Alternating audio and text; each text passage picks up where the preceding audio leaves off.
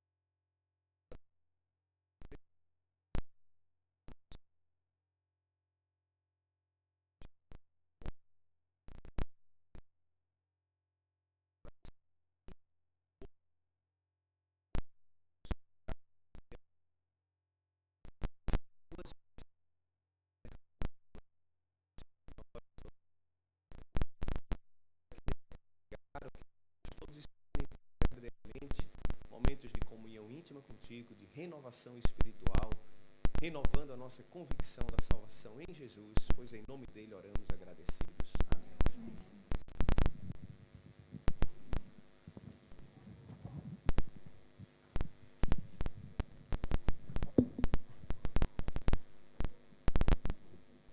Vinde e cantemos ao Senhor, jubilemos a rocha da nossa salvação. Apresentemo-nos ante a sua face com louvores e celebremo-no com salmos. Porque o Senhor é Deus grande, o Rei grande sobre todos os deuses. Nas suas mãos estão as profundezas da terra e a altura dos montes são suas. Seu é o mar e ele o fez, e as suas mãos formaram a terra seca. Ó, vinde, adoremos e prostemo-nos, e ajoelhemo-nos diante do Senhor que nos criou. Porque ele é o nosso Deus, e nós, povos do seu pastos e ovelhas de sua mão. Se hoje ouvirdes a sua voz, não endureçais os vossos corações, assim como na provação e como no dia na tentação no deserto. Sejam todos bem-vindos à casa do Senhor nesse dia. Que a sua presença aqui nesse dia possa fazer uma grande diferença em sua vida. E Jesus possa morar em seu coração hoje e sempre. Que sejam todos bem-vindos nesse dia. Às vezes se encontra no nosso meio. Eu creio que tem um João aqui. Seja bem-vindo ao nosso meio outra vez. Já esteve aqui antes. Que possamos, nesse dia, ser beneficiados com a presença do Espírito Santo em nossa vida, transformando o nosso viver.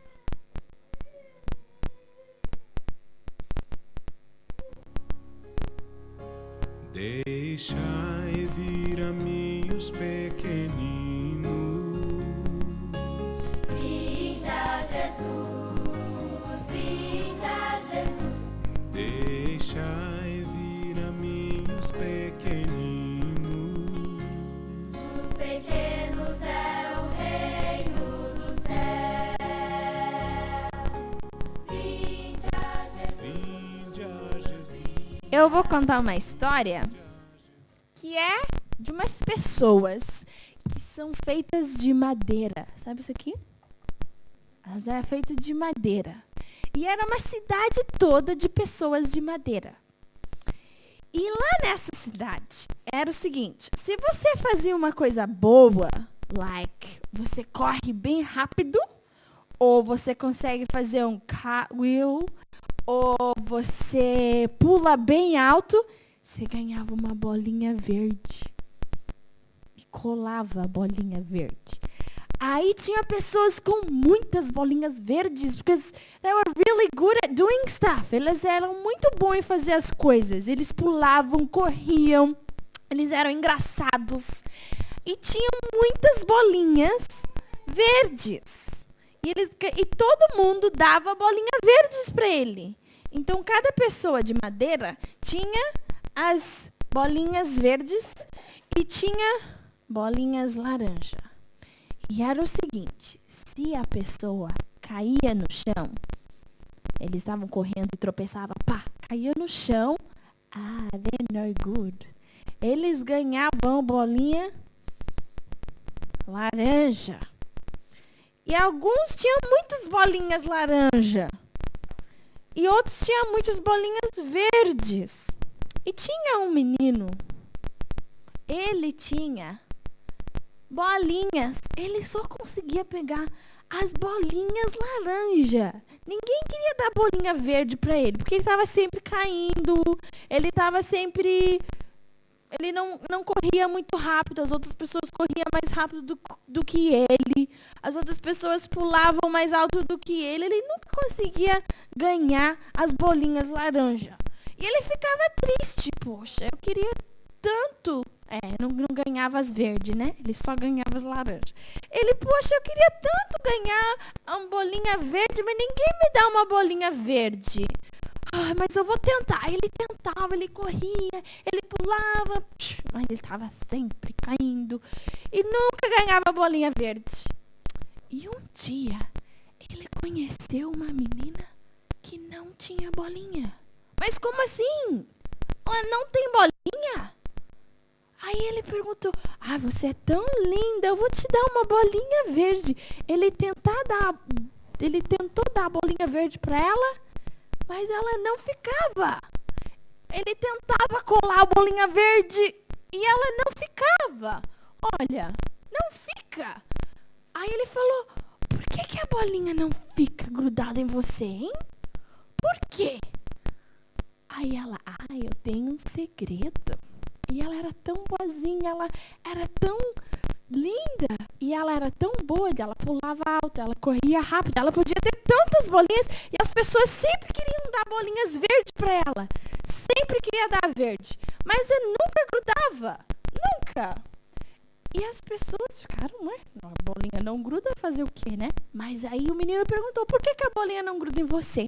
Ela falou, eu tenho um segredo, todo dia eu vou lá na casa o Criador, na casa do Criador, a casa da pessoa que fez os bonecos de madeira. Ela vai lá para a casa do homem que fazia os bonecos de madeira pro Criador. Ela chegava no Criador e ele sempre polia. Ele polia com um óleozinho a madeira e abraçava ela e falava, você é especial, minha menina. Aí ele falava, você é linda, você é minha. Aí ela saía de lá toda feliz. Então, todo dia ela ia na casa do Criador, o homem que fez ela, para passar um tempinho com ele. E por isso que as bolinhas não grudavam. Porque não importa o que as outras pessoas pensam. O que importa é o que o nosso Criador pensa de nós. E o nosso Criador, que é Deus, Ele que fez você. Ele que fez você. Ele que fez você. Ele fez você. E você é especial. Não importa se você ganha bolinhas ou não ganha bolinhas. Por isso que as bolinhas não grudavam na menina. Porque você é especial e não importa o que os outros pensam. Tá bom? Jesus te ama e Deus te ama do jeitinho que você é. Vamos fazer uma oração. Papai do céu, Pai do céu, obrigado muito obrigado que você nos criou. que vocês nos criou. E nós somos E nós somos especiais. especiais. Em nome de Jesus, Em nome de Jesus. amém. Amém.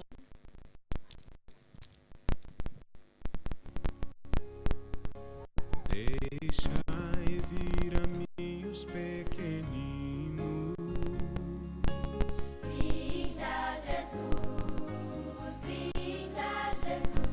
Deixai vir a mim os pequeninos.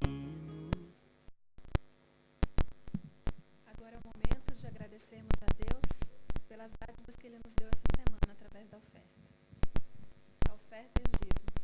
A oferta de hoje é local.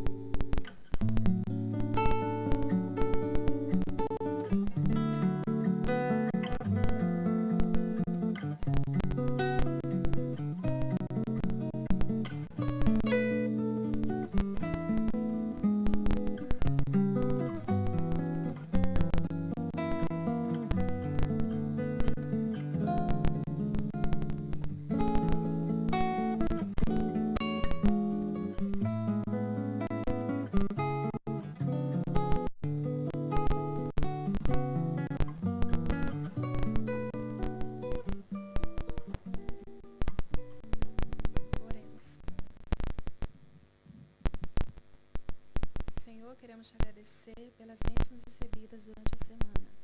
Obrigado por estares sempre ao nosso lado e abençoar os dízimos e ofertas que entregamos a Ti. Te pedimos e agradecemos em Teu nome. Amém.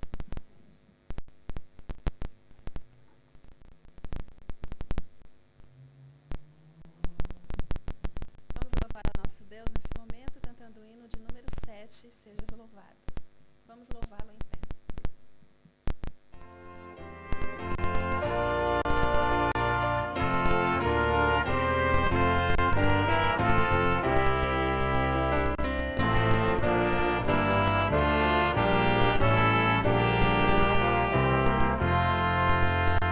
Sejas louvado, Rei Criador da natura.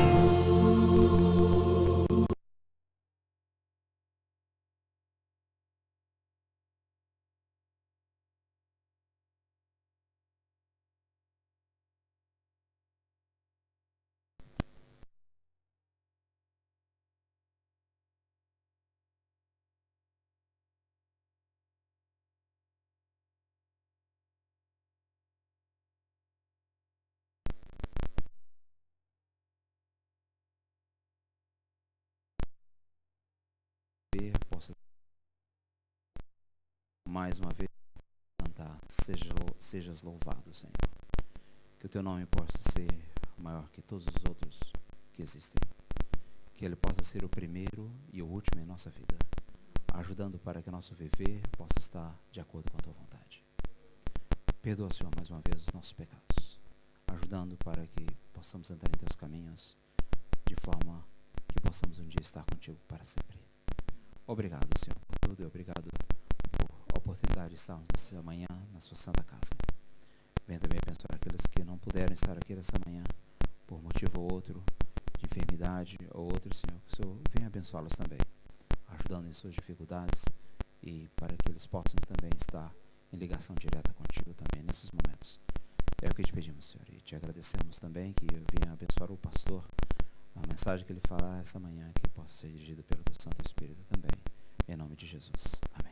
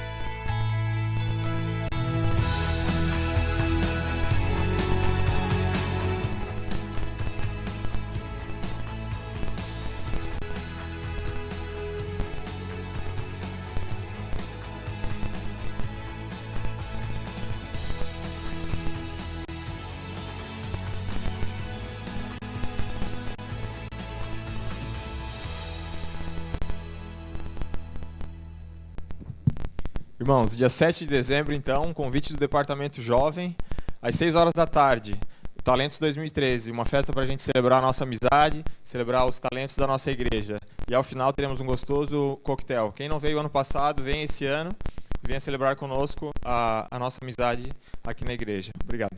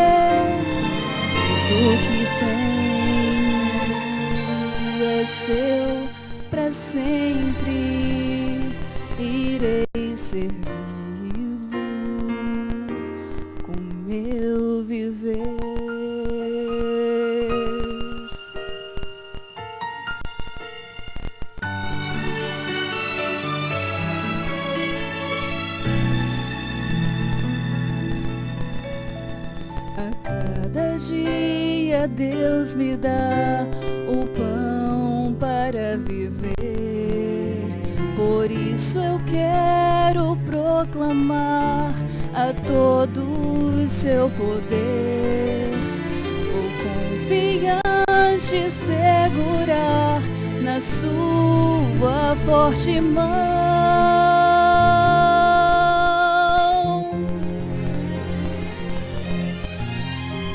E assim pra sempre desfrutar de sua proteção.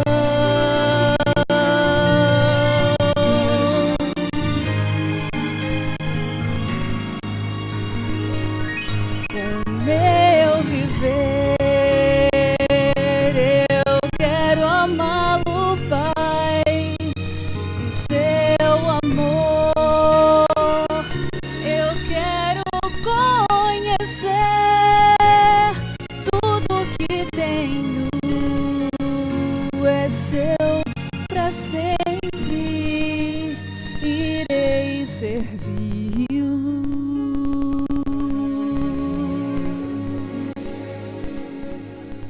Com meu viver.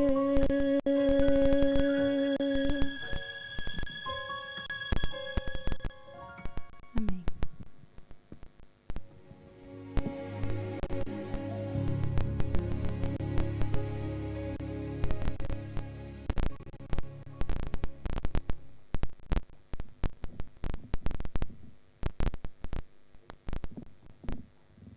Bom dia a todos, bom sábado a todos, como estão? Tudo tranquilo? Sobreviveram à chuva de ontem? Ontem saímos do pequeno grupo, umas 10h20 da noite. Olha, eu não me lembro de ter dirigido debaixo de tanta chuva quanto ontem à noite até chegar em casa, né? Mas, graças a Deus, chegamos todos em paz. A propósito, como foi o seu pequeno grupo ontem? Né? Foi tudo bem? Nosso pequeno grupo foi muito bom. Eu acho que não está funcionando. Vocês estão me ouvindo, né? De qualquer maneira. Nosso pequeno grupo foi muito bom ontem, graças a Deus, né?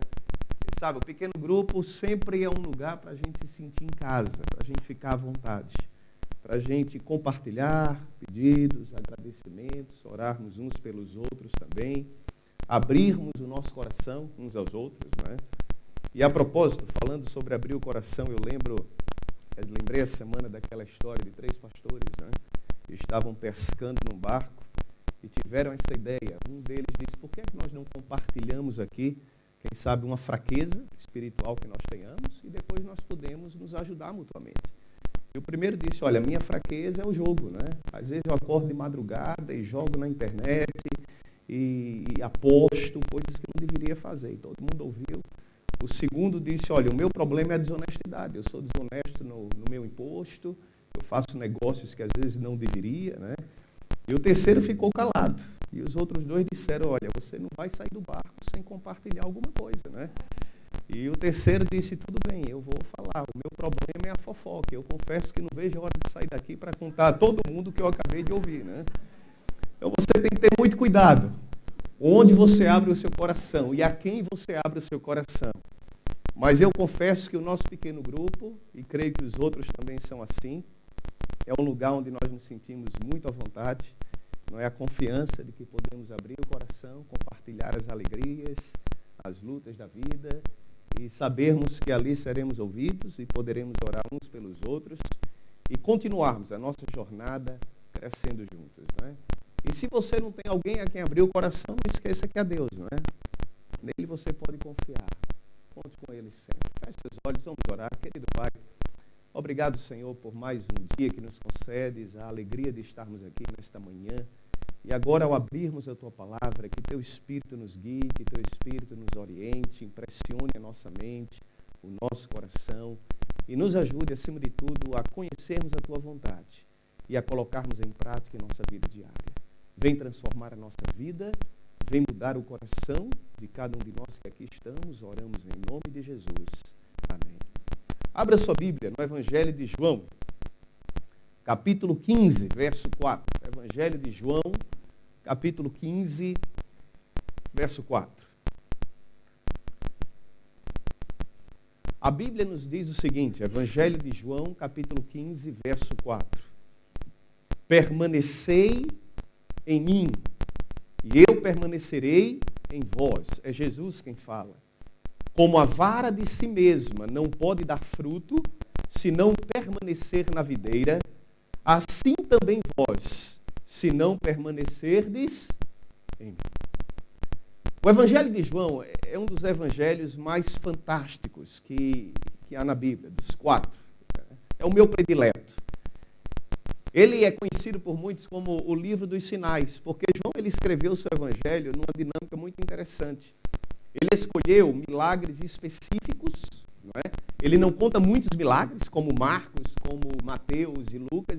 Ele escolheu alguns milagres e ele usa esses milagres num crescente para provar ao final do seu livro que Jesus é Deus. Ele chama esses milagres no seu livro, no Evangelho de João, de sinais, que vão até o capítulo 11. Por exemplo, em João capítulo 2, verso 11, João 2, 11, por exemplo, naquele que foi o primeiro milagre, ou o primeiro sinal, ele diz assim, assim deu Jesus início aos seus sinais, percebem? Ele não chama milagres, mas sinais. Cada milagre de Jesus em João é um sinal. E esse sinal, ele mostra ao final que indica de maneira irrefutável que este Jesus, de quem ele está falando, ele é verdadeiramente Deus. E João escolheu milagres de uma forma muito intencional. Ele começa com um milagre mais simples, que é o milagre em Caná, que foi transformar a água em vinho. Muito simples, né? Embora eu nunca tenha conseguido, mas na visão de João era um milagre mais simples. E ele vai num crescente até aquele que é o milagre mais complexo, do capítulo 11, que foi ressuscitar um morto depois de 4 dias. Bem complexo. E ele utiliza isso para provar que Jesus é Deus. O verso que nós lemos está no capítulo 15. O capítulo 15, portanto, faz parte do segundo bloco do livro. O primeiro bloco termina no capítulo 11, o último milagre. Não tem mais milagres depois do capítulo 11. O capítulo 15 faz parte do segundo bloco. No entanto, muitas pessoas consideram o segundo bloco, do capítulo 11 para frente, como sendo o maior de todos os sinais, o sétimo sinal. Porque todo o segundo bloco do livro de João trata de um único assunto, que é a morte de Jesus Cristo. E dá a impressão que João, ele reserva metade do seu livro para falar sobre aquele que é o sinal dos sinais. O objetivo dele é claro. É como se ele tivesse elaborado um livro, elaborado um roteiro, com um final pré-estabelecido. E aqui em João, capítulo 15, verso 4, ele fala sobre aquilo que é o centro do seu livro. E ele diz o seguinte: permanecei em mim. É o que Jesus falou. É interessante porque só aqui no capítulo 15, essa expressão aparece mais de 10 vezes. É o centro, mais de 10 vezes. João, se você ler o Evangelho de João inteiro, você vai perceber que ele não usa a palavra fé. Você não vai encontrar no livro de João a palavra fé nenhuma vez. Mas ele prefere verbos que denotem ação. Porque para João, fé é permanecer em Jesus. Fé, no Evangelho de João, não é essa coisa inócua, subjetiva, um conceito, uma ideia apenas. Não é isso, sem substância. Mas fé é ação. Eu já conversei com muitas pessoas que às vezes não creem na Bíblia, não leem a Bíblia, não seguem a Bíblia, mas às vezes dizem: olha, pastor, eu não vou à igreja, não sou religioso, não acredito em algumas coisas, mas eu sou uma pessoa de muita fé. Né? Interessante. Eu já ouvi muitas pessoas dizendo isso, principalmente quando, às vezes, numa conversa informal, descobrem que eu sou pastor. E às vezes elas estavam comentando alguma coisa até negativa no aspecto espiritual, mas depois afirmam: olha, apesar de tudo isso, eu sou uma pessoa de muita fé. E às vezes dá vontade de dizer: olha, você crê muito bem, mas a Bíblia diz que até o diabo crê. E mais ainda, ele treme. Não é? Então, crer não é muita coisa. Fé no Evangelho de João tem que ir além disso. Eu estava ontem ouvindo a rádio, estava dirigindo e ouvindo o noticiário, e teve uma notícia interessante. Está chegando aqui em Sydney a igreja que eles chamam The Church Without God. Não é? É interessante. Será para aqueles que não gostam de igreja, que não gostam de normas, que não gostam de nada, mas querem ouvir algo sobre Deus. Eles chamam até que essa igreja é uma igreja para os ateus. Boa música, uma pregação ali, mas sem compromisso algum com Deus ou com a fé. Inclusive, eles têm um conceito, o conceito do missionário deles é o seguinte: você não deve fazer nada para salvar o mundo. Afinal de contas, o mundo não é seu. O mundo é de Deus. Se alguém tem que salvar o mundo, que seja ele. É o conceito dessa igreja. Não tem compromisso nenhum, nem responsabilidade nenhuma com ninguém. Fé para João não é isso apenas. Fé para João não é um conceito, não é uma ideia abstrata, vazia. Fé para João é ação. Eu gosto daquela história que eu li há muito tempo atrás de uma igreja, não é, que marcou uma vigília de oração, iriam orar a noite inteira para que chovesse. Afinal de contas, eles estavam há 6 meses enfrentando uma seca terrível, não é?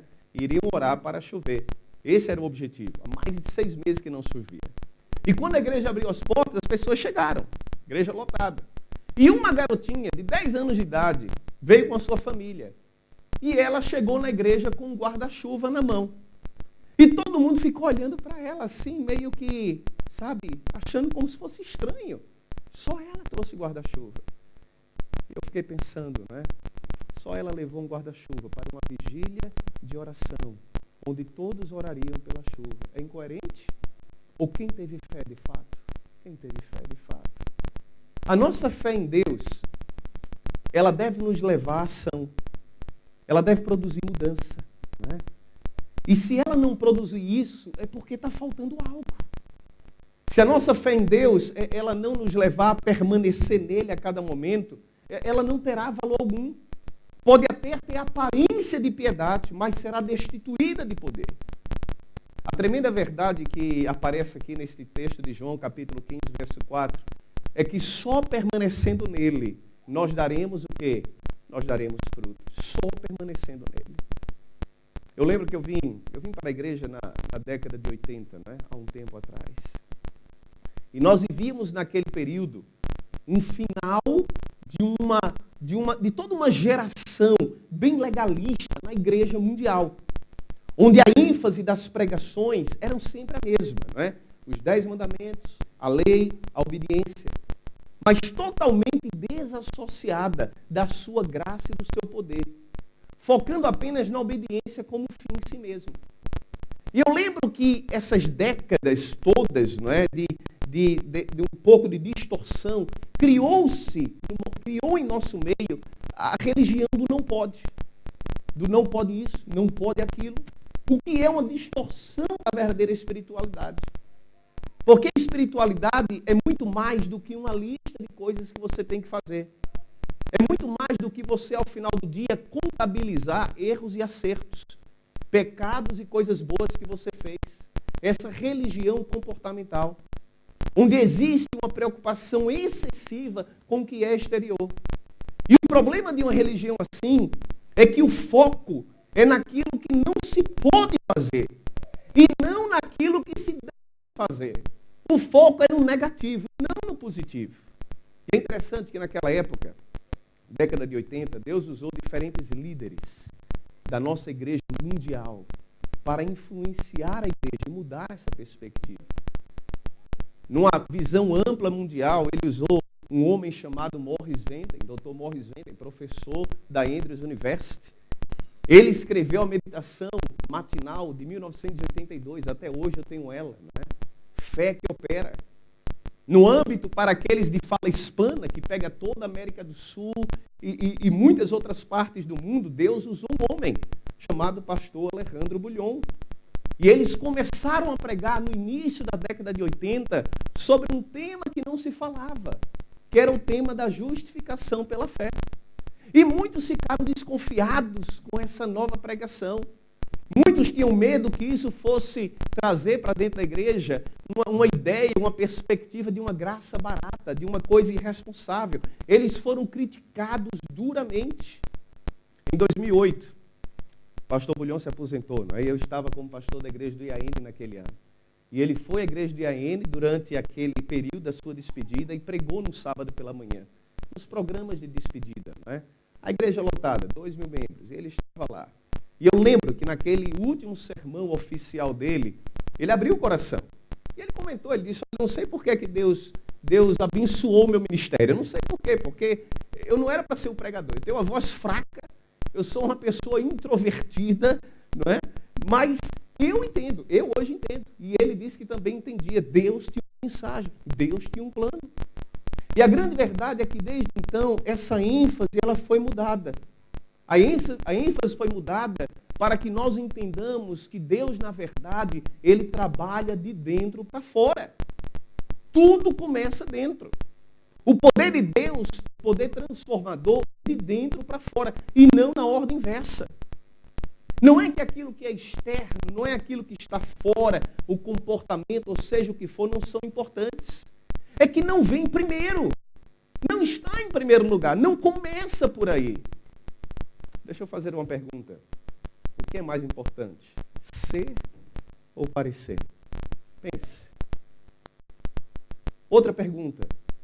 É possível parecer?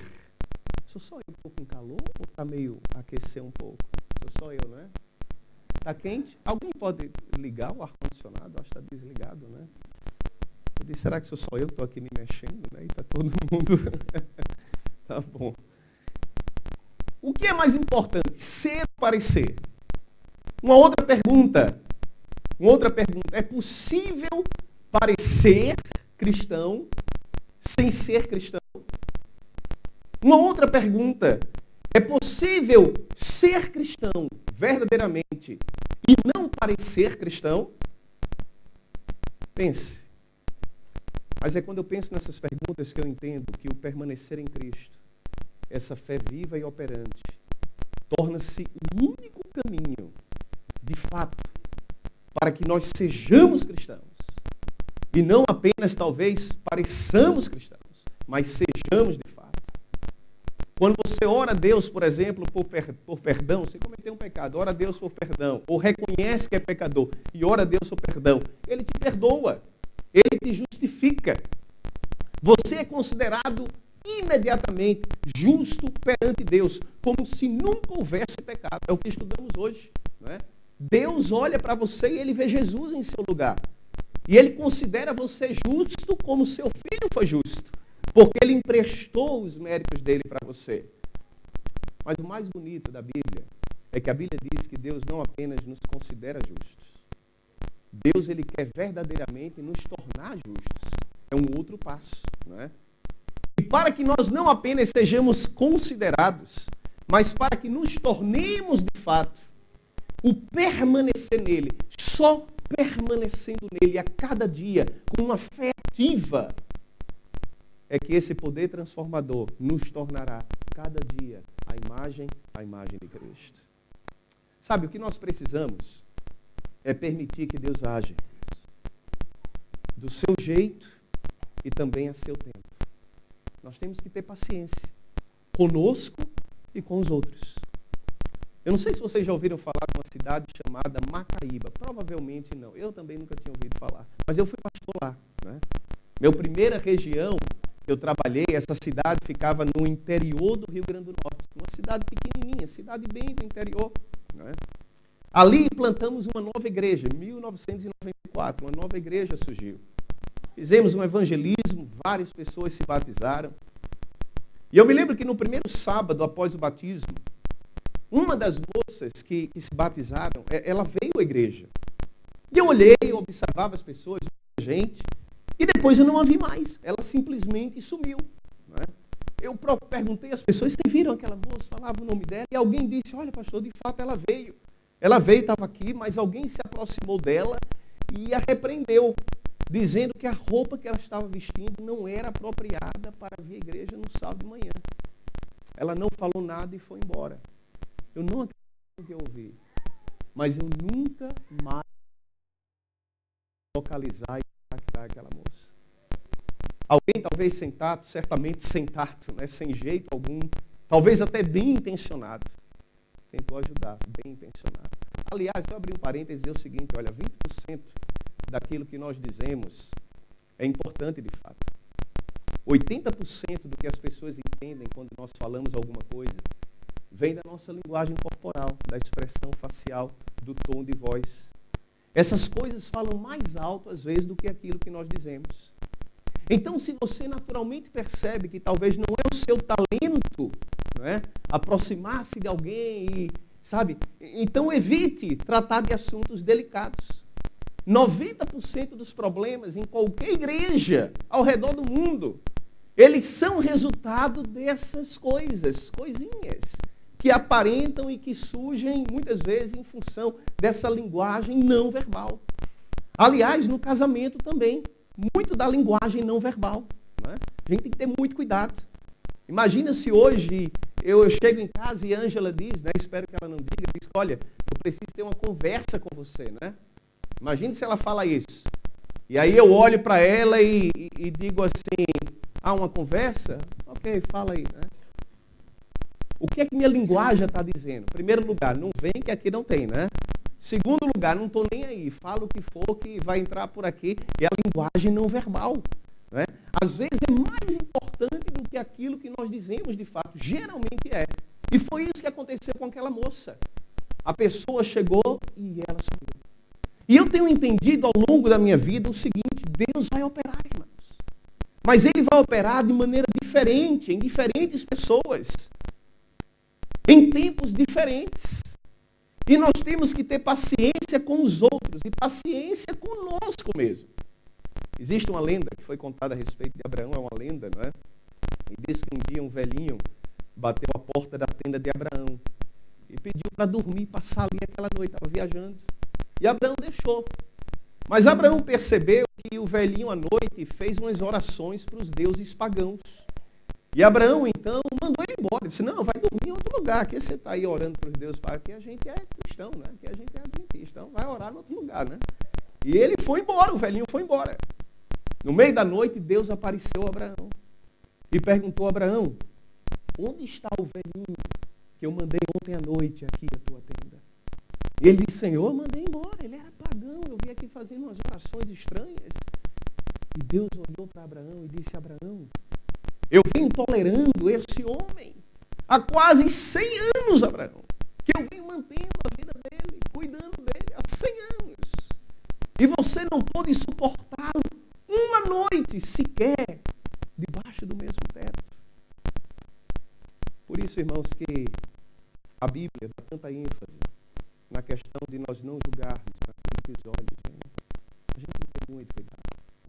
Samuel, quando foi escolher um novo rei, olhou para todos aqueles que eram os candidatos, e ele achou que era um daqueles, e desprezou a Davi, diz a Bíblia, porque ele era mancebo, era um jovem, desprezou completamente. Mas Deus disse: Samuel, é esse aí que eu quero, é esse aí. Jesus contou a parábola do publicano e do fariseu. Um tinha uma vida impecável, mas longe de Deus.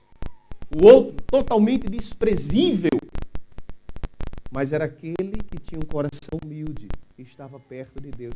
E a Bíblia diz, Jesus é claro, aquele voltou da igreja para casa justificado e o primeiro não. Por isso eu tenho me esforçado, sabe, cada vez mais para julgar menos. A mim mesmo, inclusive. Não só os outros, mas a mim mesmo. Porque aquele que às vezes parece estar perto aos meus olhos pode estar longe. E aquele que aos meus olhos parece estar longe, pode na realidade estar mais perto do que eu. Jesus, por exemplo, ele disse, conversando com os fariseus da sua época, se referindo àqueles que nem à igreja iam naqueles dias, em Mateus capítulo 8, verso 10 em diante, se vocês quiserem acompanhar, Mateus capítulo 8, verso 10 em diante. E aqui esse é o contexto, Ele está conversando ali com os religiosos da sua época, e vem esse centurião romano, que era uma pessoa sem igreja, era uma pessoa que não participava da fé, e aquele centurião, na conversa com Jesus, ele fala da sua fé, e uma fé ativa.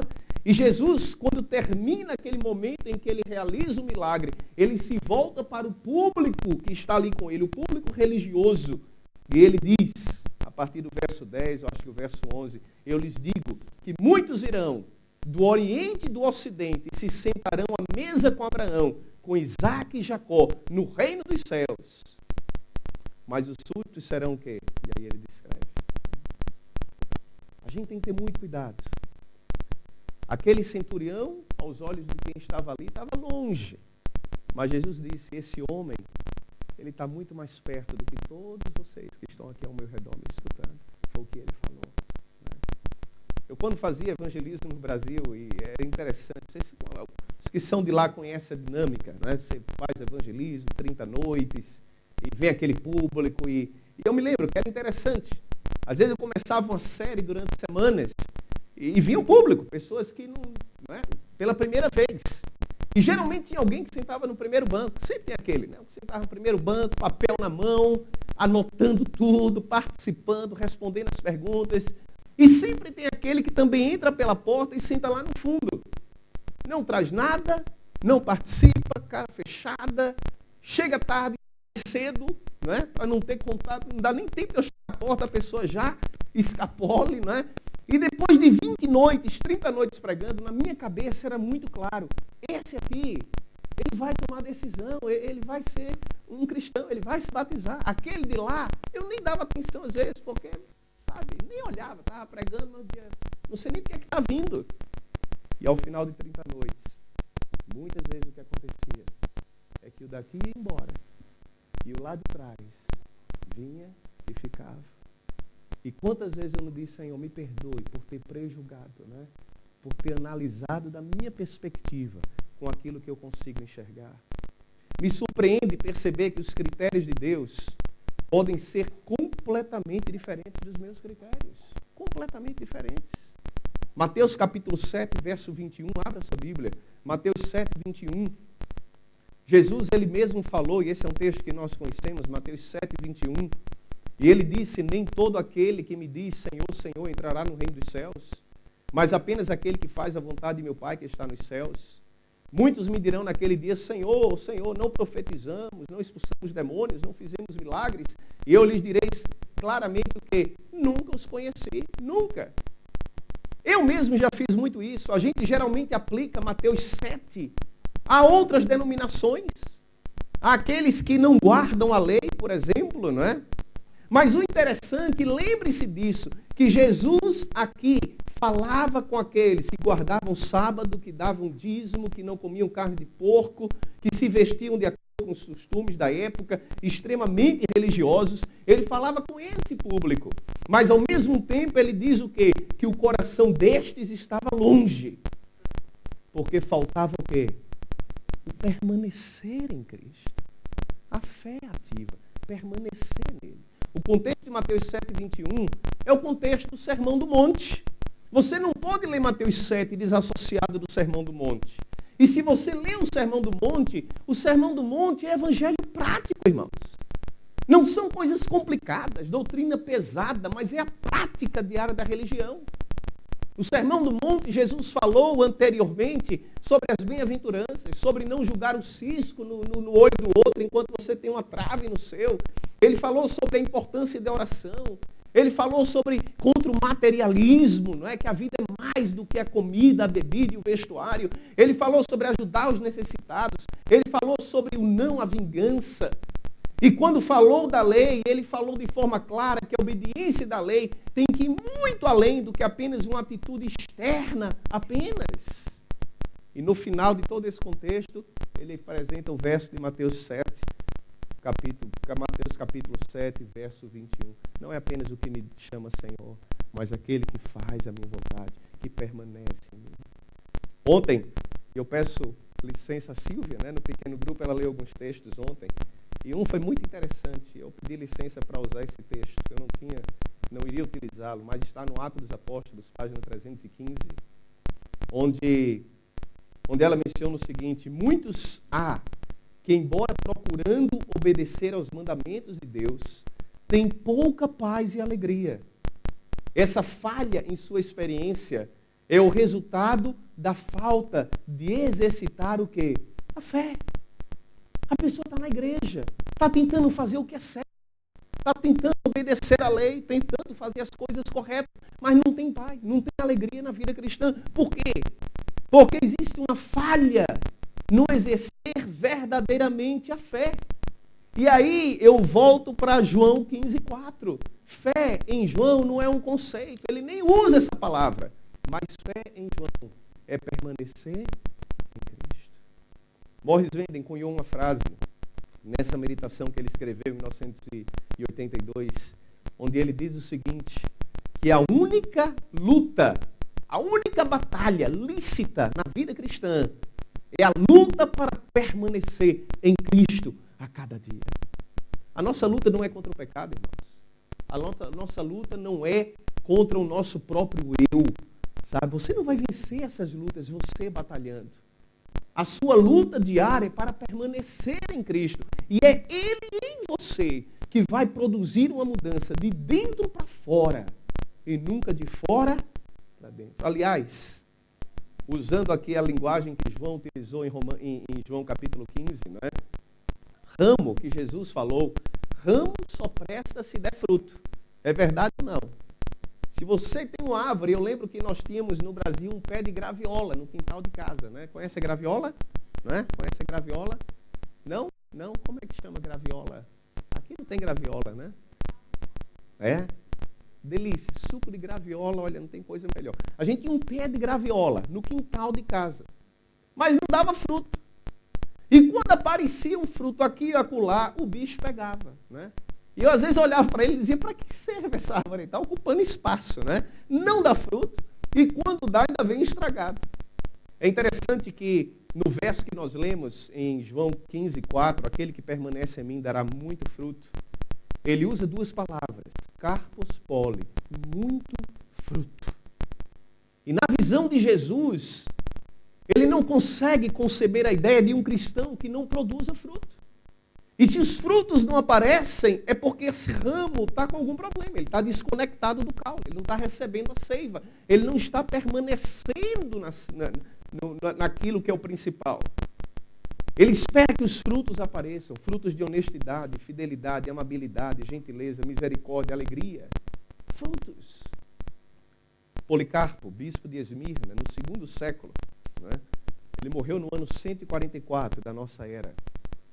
O imperador, na época, ordenou que ele negasse a Jesus. E ele olhou para o imperador e a resposta dele foi muito simples. Ele disse, olha, por 83 anos, eu tenho servido a Jesus e ele nunca fez nenhum mal para mim.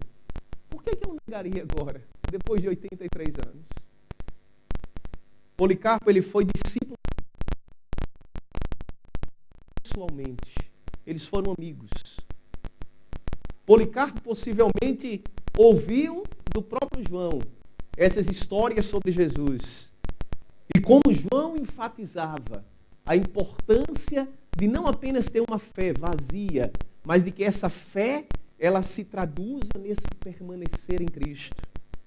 E Policarpo disse, olha, eu nunca negaria aquele que nunca me fez mal algum. E ele morreu queimado.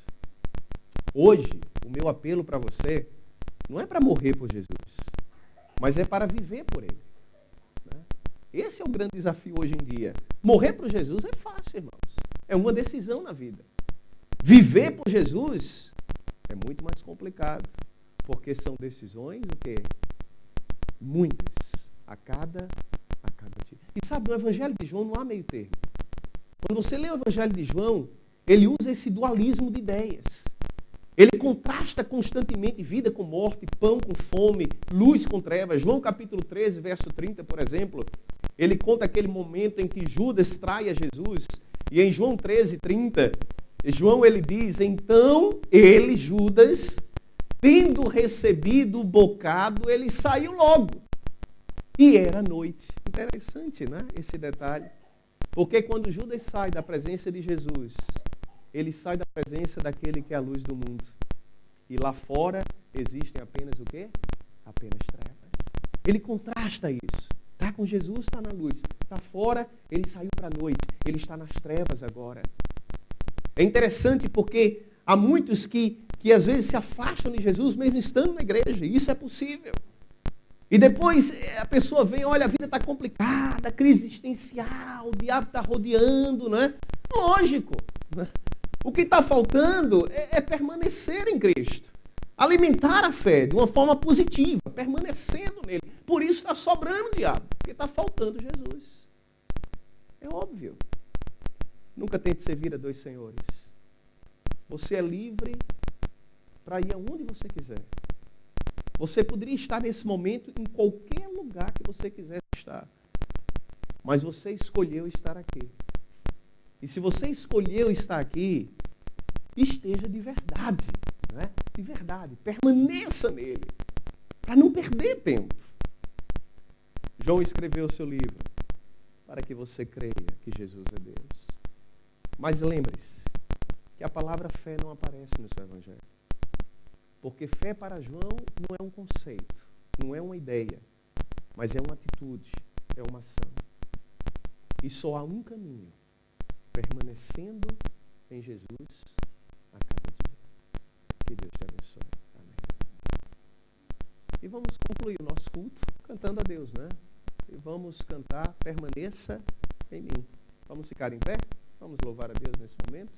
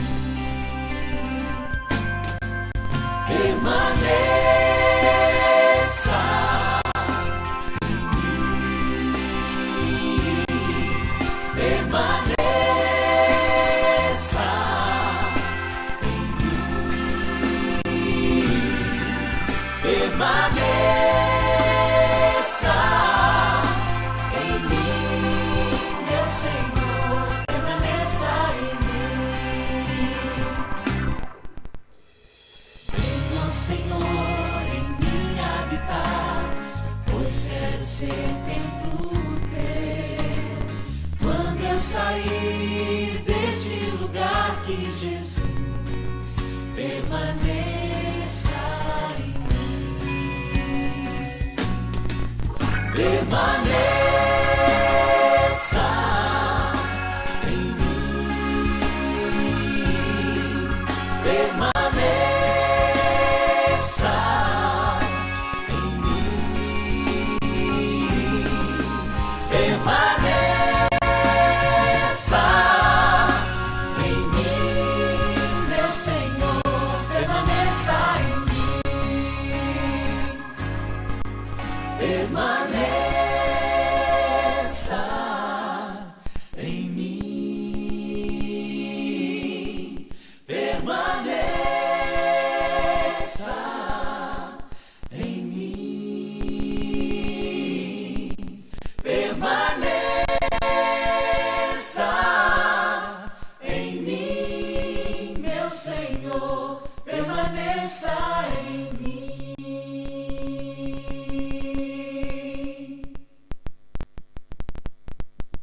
Tuas bênçãos por esses momentos em que podemos abrir a tua palavra e refletir na mesma e ouvirmos as palavras de Jesus, nos falando daquilo onde tudo começa, daquilo que é a prioridade na vida cristã, o apelo que Ele nos fez, pedindo que nós permaneçamos nele, Senhor, permaneçamos em Ti, a fim de que possamos produzir frutos para o presente e para a eternidade. Ajude-nos para que a nossa fé seja esse tipo de fé, uma fé ativa, uma fé operante. E acima de tudo, Pai, renova a nossa vida, renova a salvação em Cristo, renova a nossa confiança em Ti, e que a Tua presença permaneça em nós, e nós em Ti, é o que oramos em nome de Jesus. Amém, Senhor.